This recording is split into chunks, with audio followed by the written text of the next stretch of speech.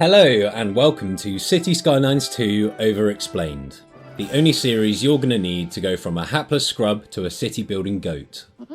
This is an idea for a series that I've shamelessly ripped off from other creators in other games, but I thought it would be useful for City Skylines 2 as well. This guide will be designed for brand new players, but even experienced city builders might pick up a few things you might not know. I'm going to walk through everything from the UI to zoning to how the simulation actually works, with no assumptions and no skipped steps.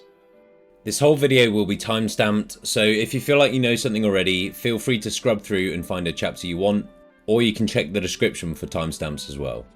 I'll be playing in vanilla with no mods or extra assets, so everything you see here applies to both PC players and console players when it launches later this year.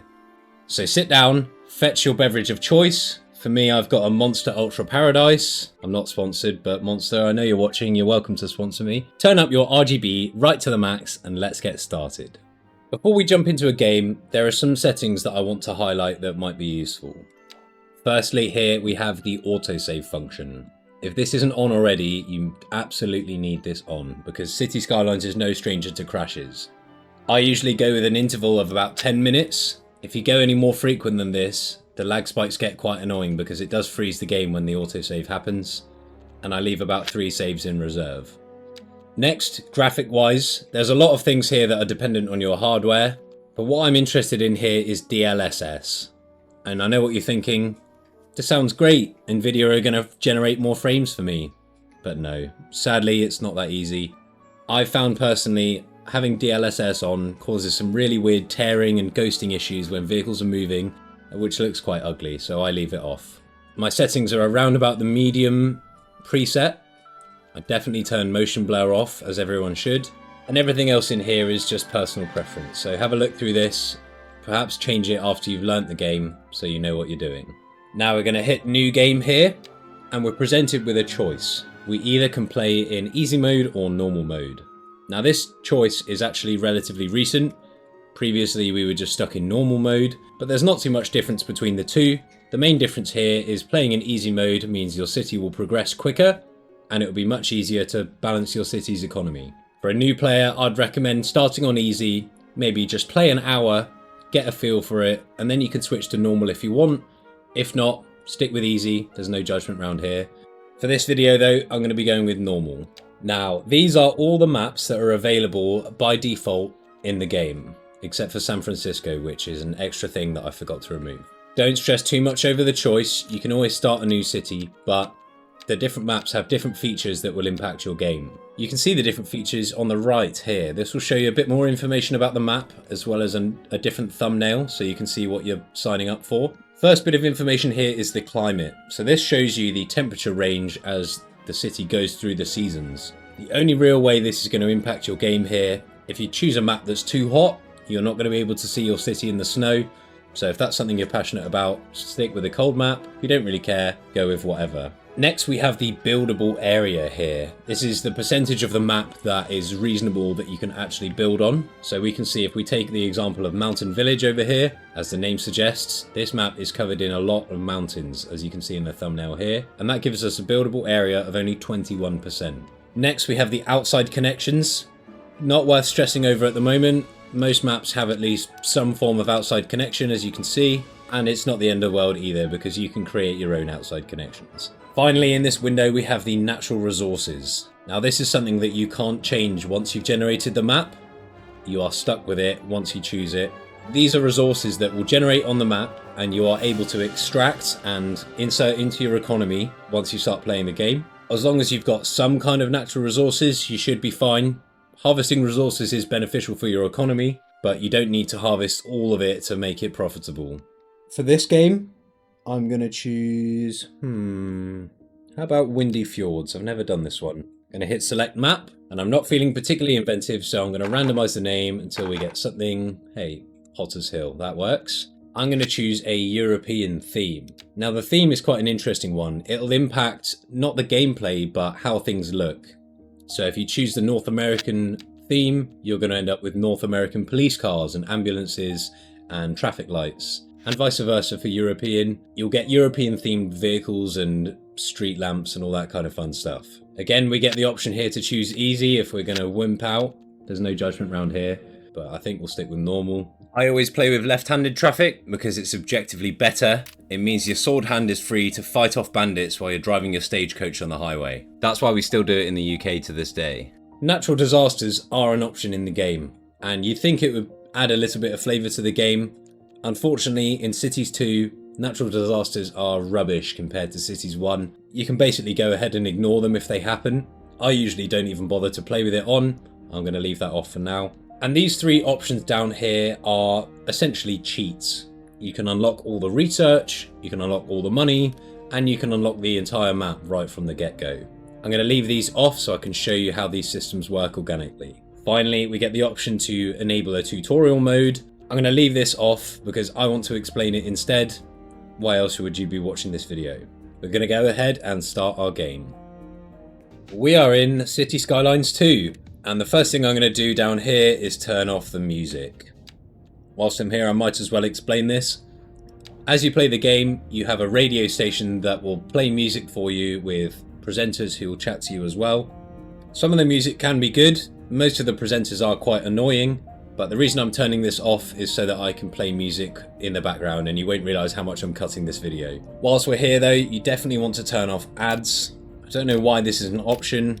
Who wants to listen to ads in real life, let alone when they're playing video games? And my personal preference for radio station is this one here. If we open up this tab, we select the smooth beat. This one has all my favourite music in the game. In fact, if you listen back to any of my old videos, all of the music comes from this radio station here, which is available on Spotify as well. With that done, we can close that. And now I want to take a second to explain what you're looking at, because especially if you're new to strategy games, HUDs like this can get quite overwhelming. There's a lot of information at your fingertips here. Starting with the bottom left. Here we can see the time and the date of your city at the moment. At the moment it's Jan 2025, it's 11:05, pretty basic stuff. This window down here also controls the time. I can hit space to unpause and space to pause again. You can also use these arrows here to increase the speed of the simulation like so. This is also controlled by pressing the 1, 2 and 3 buttons and space to pause again.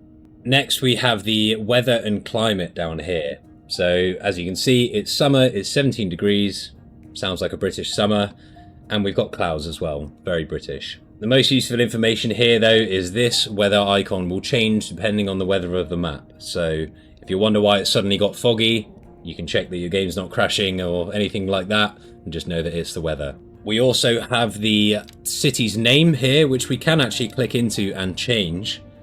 It's not a huge deal. Perhaps you typoed the name, or perhaps, like me, as your city grows, you like to roleplay and change the name a bit. So this might go from Potter's Hill to the Greater Potter's Hill metropolitan area, or something like that.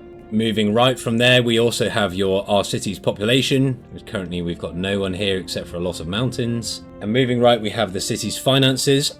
We start with 1 million, and this will also show us how much we're gaining or losing per hour as well. Quite handy if you want to avoid going bankrupt. And then finally on this bottom row here, we have our citizens' happiness. Now this ranges from very unhappy to very happy. We're currently in the middle.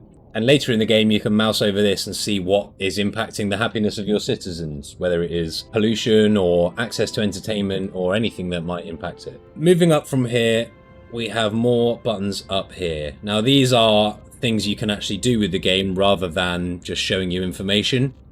Starting in the bottom left, we have our city's milestone, which is nothing at the moment because we built nothing. As you gain XP by doing certain things in the game, this is a bar that will fill up, and once it's completely filled, this number goes up and you'll get a new milestone and unlock new things to do. Fairly straightforward. You can also click into this as well and see the tech tree, the different milestones and what they give you, and then some achievements in here as well, which I've recently completed all of them. To the right of our milestone here, we have the city's demands. Now this is a representation of what the game thinks would do well for you to add to your city based on what you've already got and what your people want. This is color coded depending on the different types of land use. So as a general rule, anything green is to do with residential. So think your single family homes or your tower blocks or anything in between. Blue, we have commercial. Now this is your shops, you know, whether it is a paper shop or a local supermarket or a car dealership, anything like that. Anything that's sold direct to the consumer comes from commercial. And finally we have yellow, which is industrial demand. So these guys typically take raw resources and turn them into products that are then sold on by the commercial buildings. And these bars, you'll notice if I unpause now by pressing space, these bars are growing, indicating that there is demand for us to build all of these things in our city. So if you're ever stuck of what should I build next or what do my people want, this is a good clue for you down here. And later in the game as well, you can click into this window and this brings up a more detailed view of what is impacting this demand here. If you're ever struggling to get a certain type of demand grow, click into here and it might give you some clues. So how do you go about satisfying this demand, you might be asking? Well, if we move directly right, we now have the zoning window. These once again are color coded depending on the type of land use, and these give us the ability to color in these squares here that generate around our roads. Pretty much all types of road will generate these things called zoning cells. Everything except for motorways or highways if you're American. And it's pretty easy. You can just come in, select what you want and click on the zoning cells, and this fill tool here will zone it all in for you. While we're here, there are different ways to color in the zoning cells. By default, it starts with the fill tool. Thanks, Phil. Now... Sorry. Thanks for that, Phil. Phil? Which works how you'd expect. We also have the marquee tool, which for me is just dragging a box.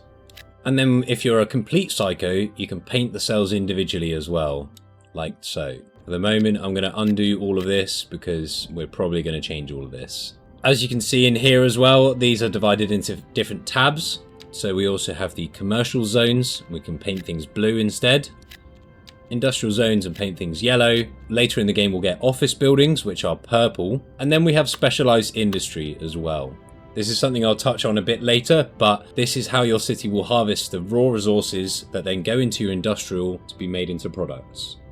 With the basic knowledge of demand and zoning there, we're going to move right along this toolbar. We have the area tool, which I'll admit is not particularly useful for us now. Just know that that is here.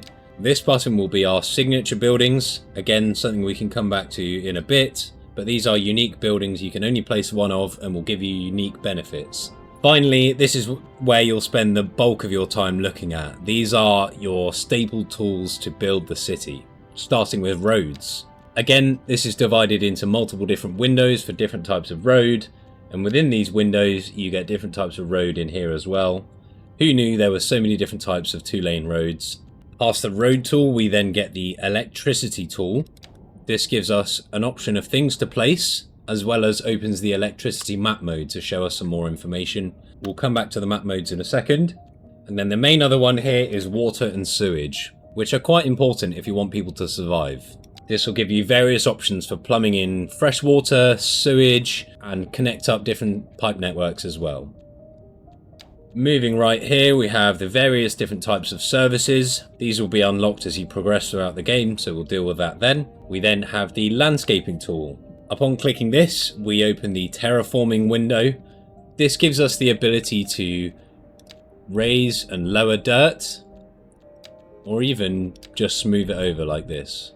Like this. There we go. And we can even soften that as well to make a more gentle curve. This window also gives us a bunch of other detailing tools. For example, we can place vegetation like bushes and trees. We can place pedestrian paths, which are incredibly useful, including an array of different pedestrian bridges and other different decorations as well, like coloured surfaces, boulders, park benches, and all sorts of other fun stuff.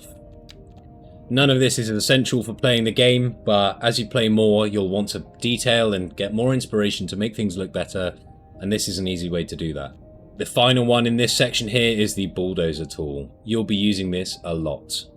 Whether it's because you made a mistake or you've decided to redevelop an area, this tool is your friend. You'll notice when we click it, we get this stripe bar coming up here to show the bulldozer mode is active. We also get a little bulldozer as our pointer as well. And you'll notice as I mouse over these roads, they highlight, indicating what we're going to delete if I left click. I'm not going to do that at the moment, but I'm sure we're going to be using it in the future. Finally, moving right, we have some info panels here that will unlock later in the game. We have a toggle for the underground mode. Now this is very useful as plenty of things in City Skylines 2 need to be built underground. For example, water pipes, or you might want to run your electricity power lines under the ground as well. This even works for roads. If you wanted to build an underground highway, that's completely possible, and it looks a bit nicer as well. And finally, to finish up this bottom section, we have the radio, which we've already discussed. We then have the camera mode. Now, I'm not a photographer, I don't know what any of this means. Perhaps someone can explain it in the comments. The main thing I'm interested in here is this final tab to the right.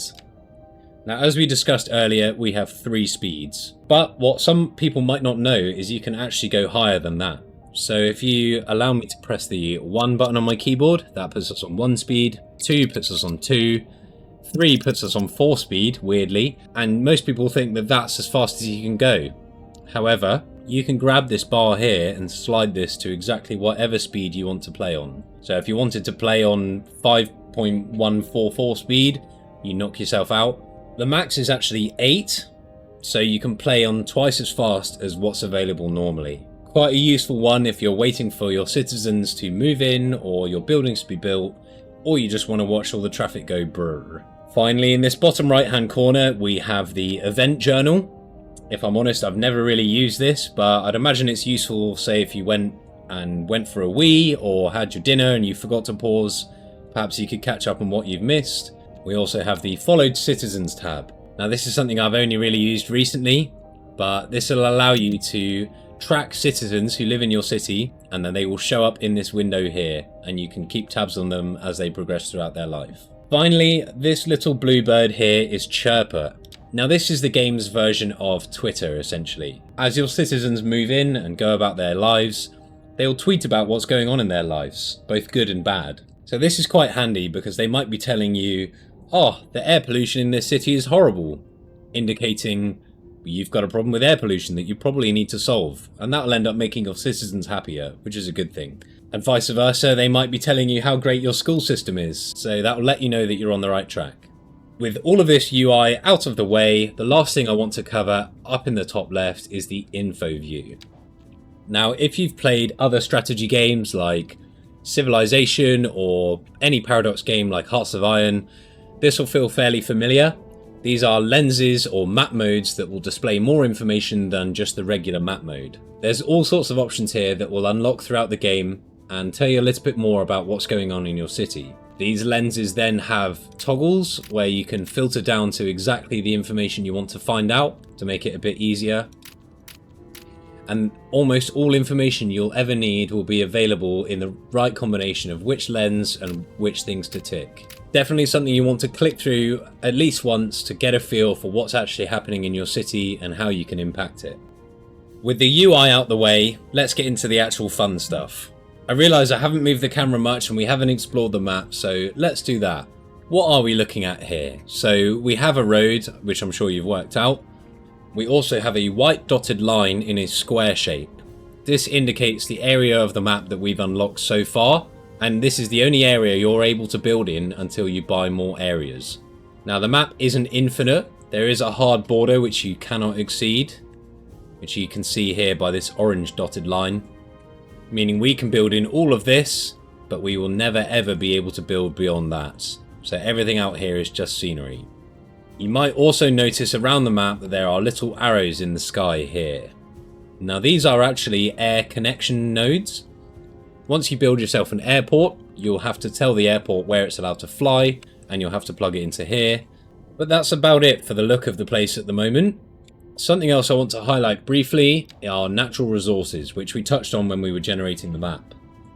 We can have a look at where the natural resources are by opening our info view, selecting this little plant here, and this highlights all the different types of resources that we can harvest and start turning into better things.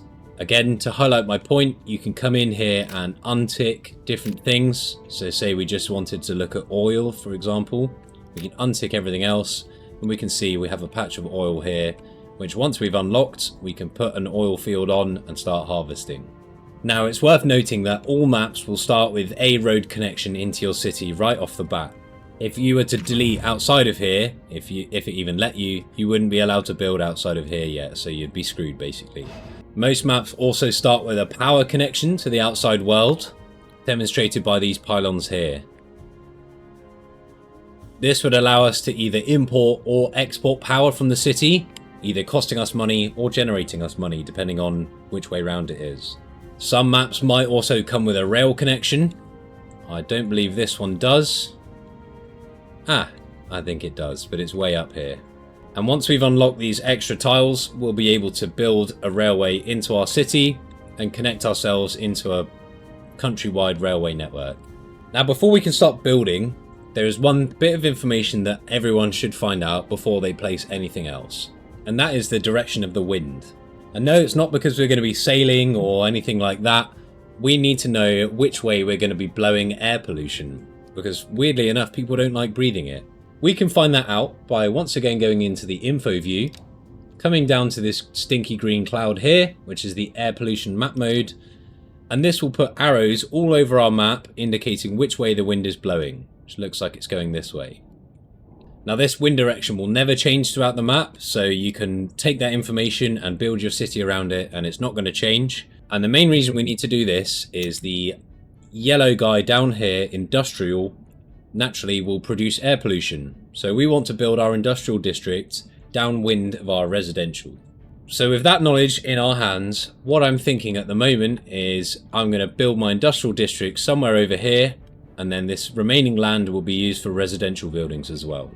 So to get started, I'm going to zoom in on the existing road here, and thankfully we've already got a roundabout here, which I always start with anyway. I'm going to go into our road map mode, and we're going to choose the first option here, the 2-lane road.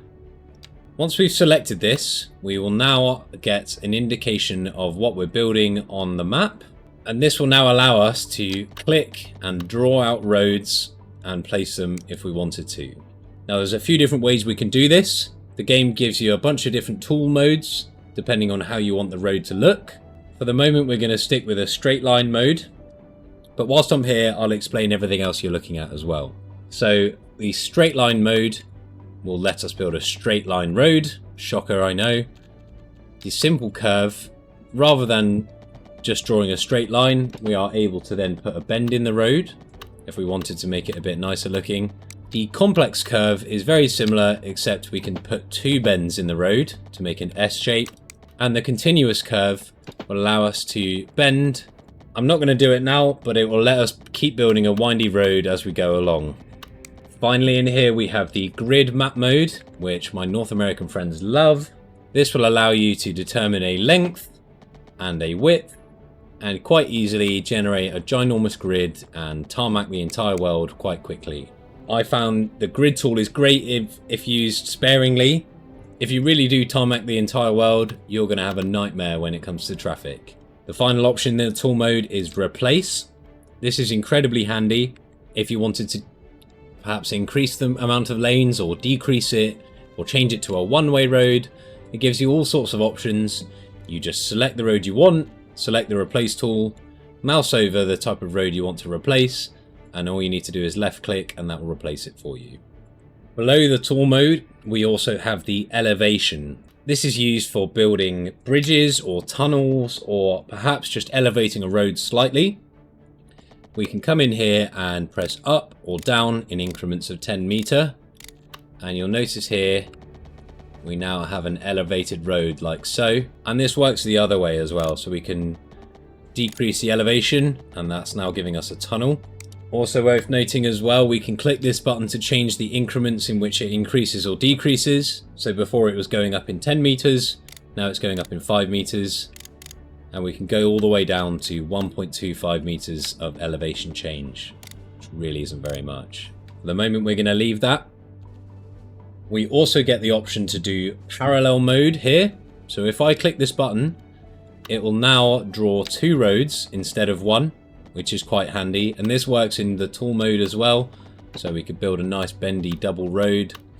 This works great if you're going for a 2-lane highway rather than a 1 like this. But now we're going to turn that off, but this will allow you to increase the distance between them, similar to the elevation mode. And finally, we have the snapping tool. Now snapping is what allows me to, you see as I move my mouse it's sticking to certain things. This allows you to align things perfectly so you're building nice straight clean roads like this. And you'll notice as I draw out this road it's showing me that this is at a right angle. It's going to be 200 meters long with a minus 3.7 degrees decline. And that will cost us about 800 quid or dollars, whatever it is. Now the snapping mode, we can toggle all sorts of different filters. You can turn it off completely by pressing the asterisk here. And now you'll notice we're not sticking to anything. This is completely freehand. Or we can come in and say just 90 degrees. And you'll notice as I hit 90 degrees, it clicks into place like that. This is great. I would definitely recommend playing around with this and seeing what they all do, because there's a lot to look at here. For now, I'm just going to leave snapping completely on. And finally, our last option down here is the topography filter. Now this, as it indicates, will show us the contour lines. These lines indicate areas of similar height from sea level, I suppose, or barometric, or I don't know. Basically meaning that everything between these lines is all the same height. So this shows that this is a gentle slope going uphill, as you can see. This is really handy if you're trying to build a more realistic looking build and following roads around the hills like this, as would happen in real life. Now, with all that information finally out the way, let's actually do some building. What I want to do here before I start building is build some kind of district here with easy access to this roundabout, and I'm going to try and follow this road as well to make it look a bit nicer. So as I know that there's going to be a lot of traffic coming in and out of the city, I'm actually going to select a medium road. Medium roads are 4-lane roads, whereas the small roads are 2-lane roads. I'm going to come into this roundabout, I'm going to click right into the center. I'm going to select the complex curve, and I'm going to turn on the topography filter so we can see where the hill is. I think we'll come slightly down the hill for our first segment. I've clicked left mouse there, allowing us to do the first bend. And we're going to follow this hill around. Click again, allowing us to bend once again. And we'll follow this round towards the cliff face, giving us a nice main high street, able to carry a lot of trucks coming in and out of our industrial hub, whilst looking a bit more natural as well. Perhaps this is the European in me, but I find bendy roads a lot more natural than straight roads. Now that we've got that in place, we now want to build the roads where the actual industrial buildings are going to sit on. Now, an important thing to note here when it comes to connecting roads together, as a general rule, the more junctions you have, the more traffic problems you're going to have. That is a pretty hard and fast rule. There's obviously other things that play into it. But what we want to do is essentially build some kind of district that is slightly separated from this main road with only a few key interfaces between the two. So what I'm going to do is start building one of these roads here. We've aligned it in the gap here. I'm going to come up the hill and bend round the corner right up into the border of our city. Likewise along here, we're going to come at a 90 degrees and bend upwards and follow our high street like so, and then bend it the other way round the corner here. Finally, I'm going to complete the last two sides of this square like so. And now we have the border roads of where I'm going to put the industrial buildings. Now that we've got this in place, what I'm going to do, and this is personal preference, but I like to use alleys for the less busy roads. So we can come in here and perhaps we're going to go straight across like so. Before I place this, you might notice that we can see the road in blue where we're going to build it. It's also surrounded by a big round lighter blue outline. This indicates where the zoning cells are going to generate once we place this road.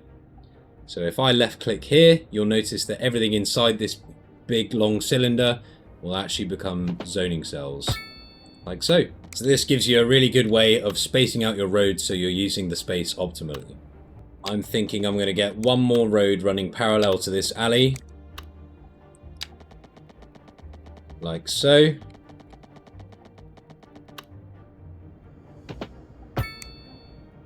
Now we don't want to make it too hard for our trucks to get around, so I am going to make some vertical alleys as well. Perhaps we can have one going straight up like this. And maybe to fill in this gap, we can have a dead-end road coming through here like so.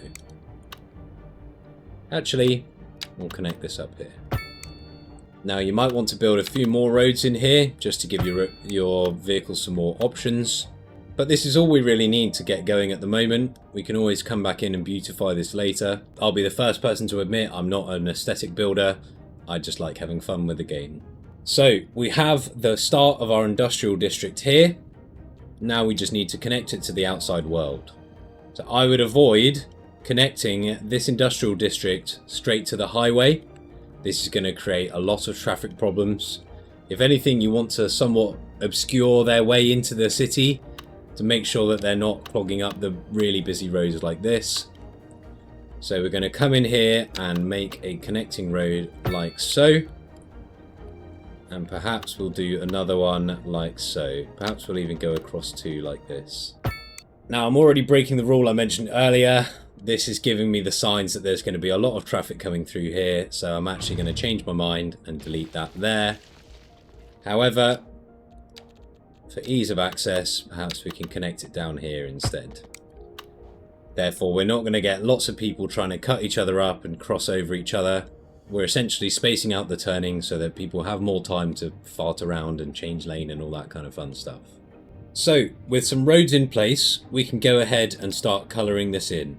So I'm going to go into industrial zones, select the industrial manufacturing, and we're just going to click all of these cells until it's pretty much all yellow. And it was all yellow. There we have it. That will now be ready to zone in once we unpause, but we've got plenty more chores to do before we're ready for that. I've just gone ahead and swapped some of these roads around to make it a bit less ugly. And now we need to start thinking about where our residential is going to go and how the town is going to look. Naturally, as this is currently our only way in and out of the city, we want to make sure this roundabout is very accessible from no matter where you are in the city. So what I'm thinking we're going to do, we're going to take this medium road here, select a simple curve, and I want to come out to this cliff face, and we're going to bend it round to follow the cliff like so. Perhaps we can have it cut through the cliff down into this lower ground here. And as you interact with the dirt, it will automatically generate retaining walls here. As you unlock different parts of the game, you'll be able to come in and make this not a retaining wall if you want to, or you can make it a retaining wall. These do have different properties, so worth playing around with. The benefit of adding the big roads first is it helps to divide up the space we've got to use, which can help you make your districts look a bit more interesting. I'm thinking this area down here will probably be a nice city centre / touristy area because we've got the waterfront and a nice view of the mountains. So I'm thinking we'll have some form of residential district here. Oop.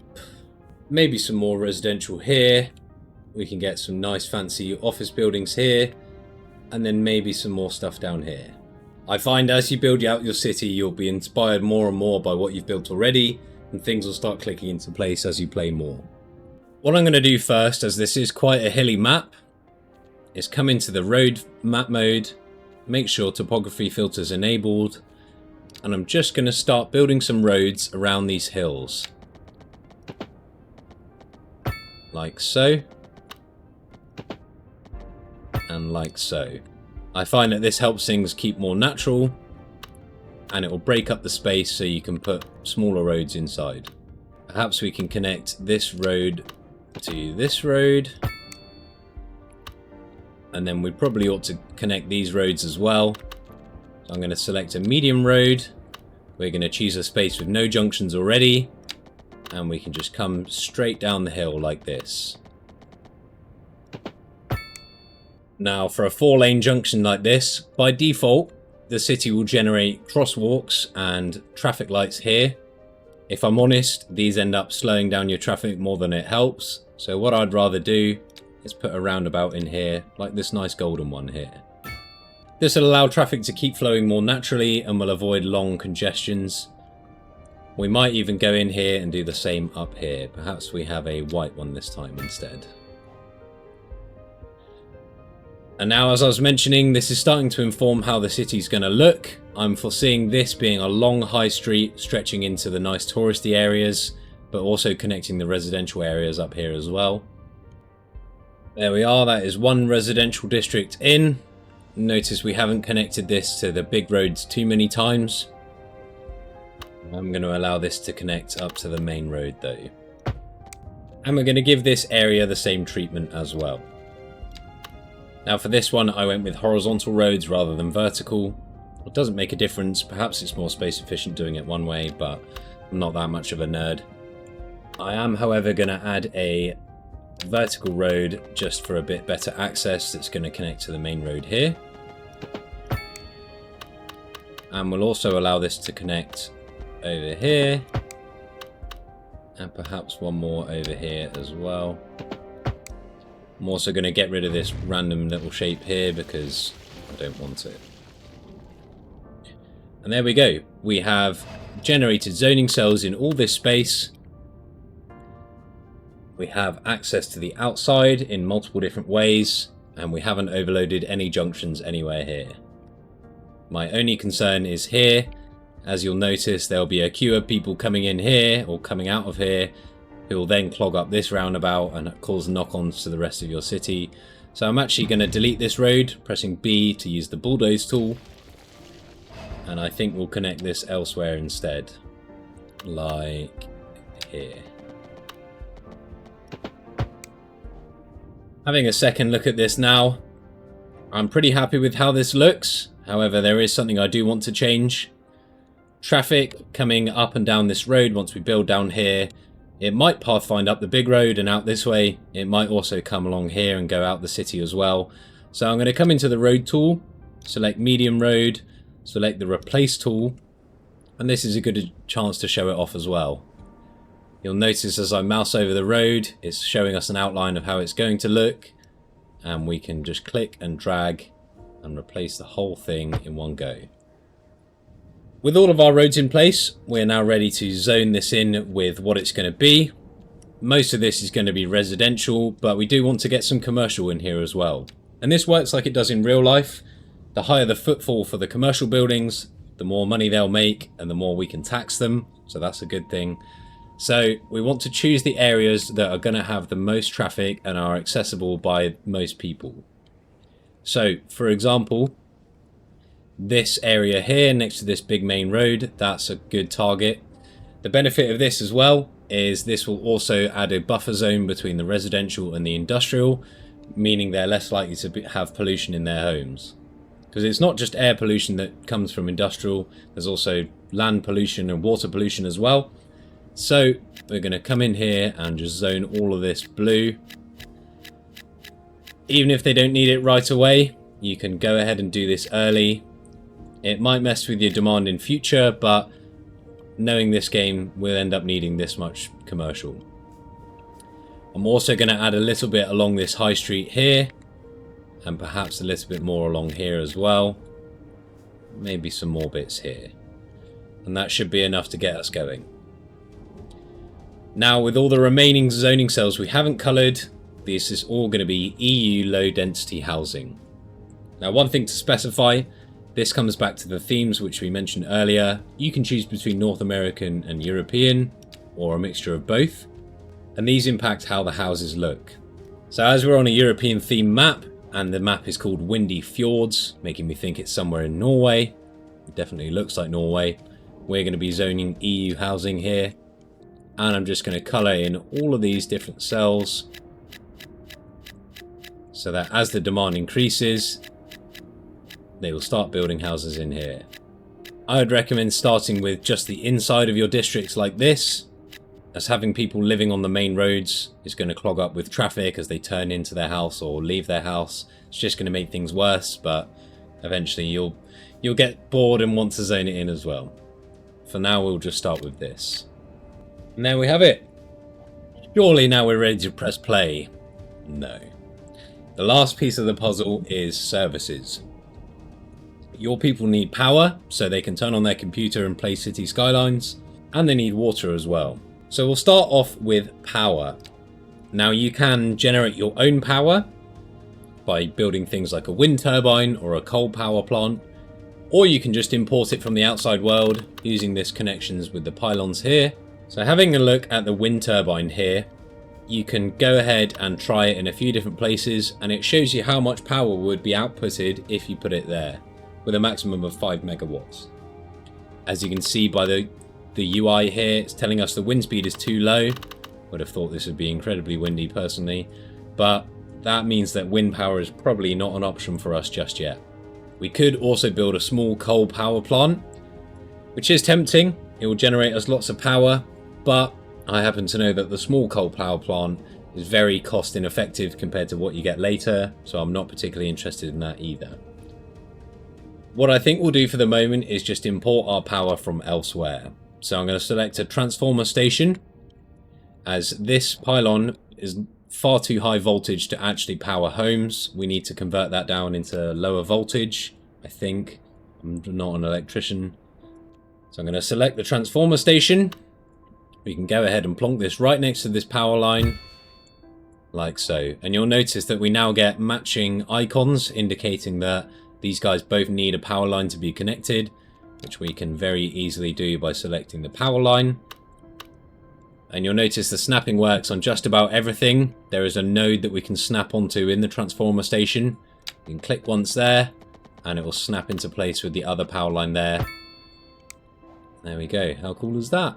This means that we will be sucking in power from outside and fulfilling our demand for power by importing it like so. However, this is going to cost us money, not only to import it, but this transformer station also has an upkeep of itself as well. However, that is now power sorted for the moment. That's something we're going to come back to and be tweaking throughout the game. I've just gone in here and changed the orientation of this roads to mix it up a little bit, and I think that looks a bit nicer. But back to services. So your citizens need both access to clean water and somewhere to dispose of their turds as well, both of which we can do. If we click into the water and sewage tab, you'll see we have freshwater pipes, sewage pipes, a combination of both so you can build them at the same time. There's various ways that we can get water into our system. We could pump it out of the groundwater. As you can see, these blue icons here show where the groundwater is. We can summon it automatically using a water tower.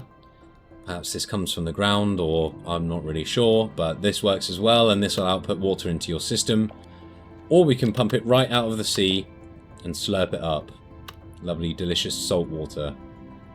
Now, I happen to know that the seawater pumping station is the most cost efficient. You can see we're getting 100,000 meters cubed a month for only 5k. Versus the water tower, which only gives us 30,000 meters cubed for 15k. So 3 times as expensive for a third of the output. It's pretty rubbish. But this comes in handy if you're on a map with no water.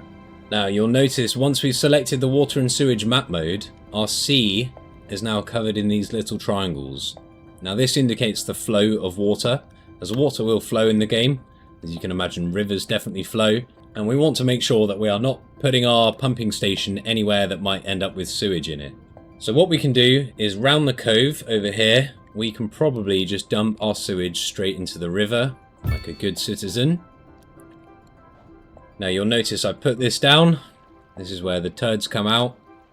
And this needs connecting with a sewage pipe. And usually everything indicates quite obviously what it needs. So we can come in here and you'll notice that this icon matches that icon. So we're going to grab a sewage pipe. This will snap into the node like so. And all we need to do is connect this to anywhere that we have a road, like this. Now one thing worth explaining is as you place roads, they actually come with electricity cables and a combo water pipe already pre-installed, which is brilliant. This wasn't in City Skylines 1 and it was a pain in the arse. This is much better. So all we need to do is essentially plug in one of these sewage outlets to anywhere in our system. And now any sewage generated in this system here will find its way to the river and be washed out to sea. Now I am a little bit worried that when we look at the flow of the water, can you see the arrows come down this little creek? and it's almost like the flow is coming back up this creek here. Now water's a bit funny in this game. It's not as weird as it was in City Skylines 1, but weird things do happen. So I am worried that eventually with enough sewage, this is going to end up in our fresh water supply. So therefore, I'm actually a bit more tempted by the groundwater pumping station, especially as we do have our own little reservoir here. Now this does produce a little bit of noise pollution, so I think we're going to add this right in this junction here, because we're most likely going to be surrounding this with commercial buildings and they don't care about noise pollution. You can see that now that I'm mousing over this blue reservoir, we're now going to be outputting 75,000 meters cubed a month, which should be more than enough. And these ground reservoirs do have a usage as well. It is possible to deplete them, but we're a long way off from that. So I'm going to go ahead and grab our groundwater pumping station and plonk it right in this junction here. You'll notice this has automatically connected a blue pipe into our water network. So this is all good to go. Once we unpause, this will start pumping water from underground and into people's homes. And we're at no risk of sucking up any spare sewage. Now, a final checklist. We have built an industrial zone that is downwind and zoned that in. We have built residential zones upwind and zoned those in. We've made sure not to overload any junctions so we don't have traffic problems starting in the future. We have plugged in a power source. We have plugged in a sewage outlet and a groundwater pumping station. This is everything you'll need to press play and not have any problems. But for now, I'm going to end this episode here. If you enjoy this style of content, you can let me know by leaving a like, and I'll see you in the next one.